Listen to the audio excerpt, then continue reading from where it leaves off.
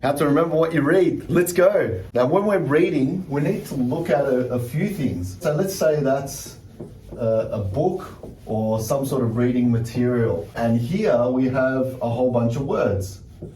They don't look like this, but you know what I mean. When we start reading these words, they don't actually make any sense. Why is that? Because words are abstract. What that means is no image comes into our head, so we go back and reread. Go back and reread. Does that happen to you? If you said yes, then you need to watch the rest of this video. How do you remember what you read? Now, remembering has to do with retention.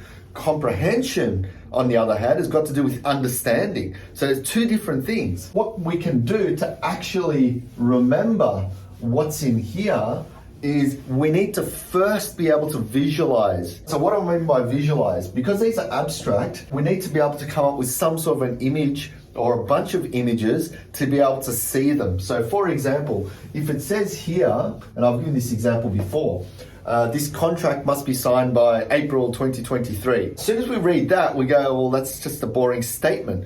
There's no real image that comes into your head. If you're looking at this, you're just gonna pass it by, move on to the next thing, and so on. Then you go, oh, what was it again? I can't remember the date the contract needs to be signed by. What we need to be able to do is say, okay, well, what's a form of image we can create for that? What came into my head as I was saying it is contract is a key word, signed by is like another key sort of bunch of words, and April 2023 is another. So I'll look at the keywords and identify what I can create an image for. You're not going to create an image for filler words like that and and. So forget about it. We need to create images for those keywords, and those keywords put together give us context. If you can visualize context, you're on your way to remembering what you read. How do we visualize this bit of content? I'll give that example again. This contract must be signed by April 2023. What I do is contract, I visualize like this old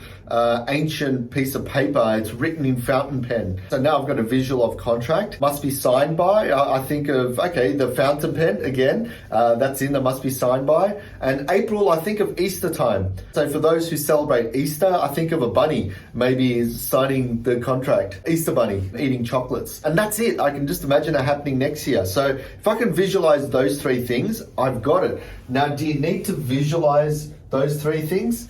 Not necessarily. You can just use one thing to be able to get you to that next level. The trick is to be able to visualize as much as you can when you're reading those sentences. And if you do that, you'll improve your comprehension. Comprehension, which is your understanding.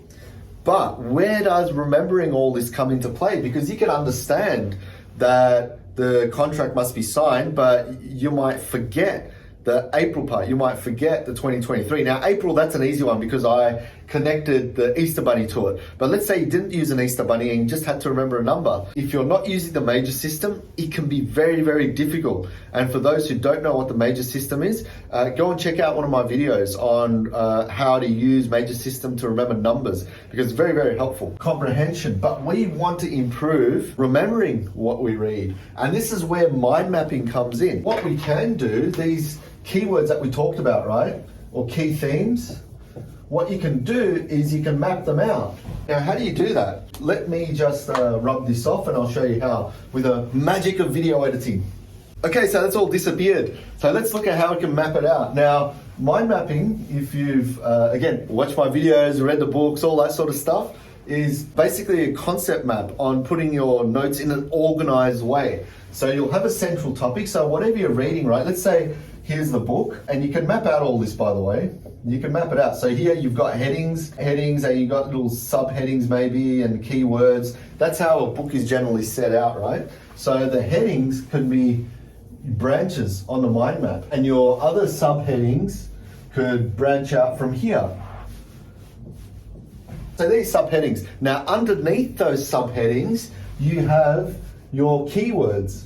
You might have a few keywords in there and so on.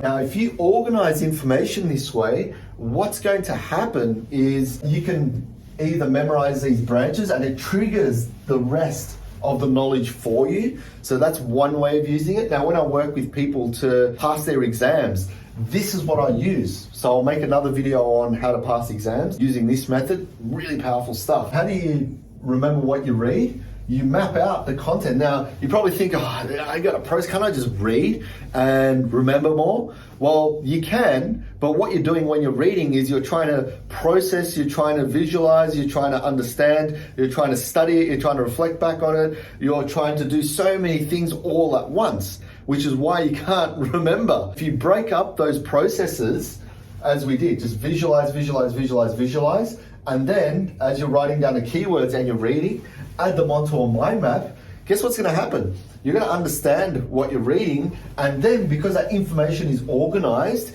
you're going to remember it. Simple as that. Obviously, you can go a step further and use memory techniques. Like I said, you can memorize these branches and even the sub branches. I wouldn't necessarily memorize those key words, because your goal is not to memorize key words, because there's going to be a ton of words. Your goal is to understand. Comprehension is the key, not memorization, because you can memorize something and still not know what the hell it is about. Comprehension is the king here. So that's what we need to be able to do. If you want to memorize, memorize these branches. Oh, that's a crappy looking arrow.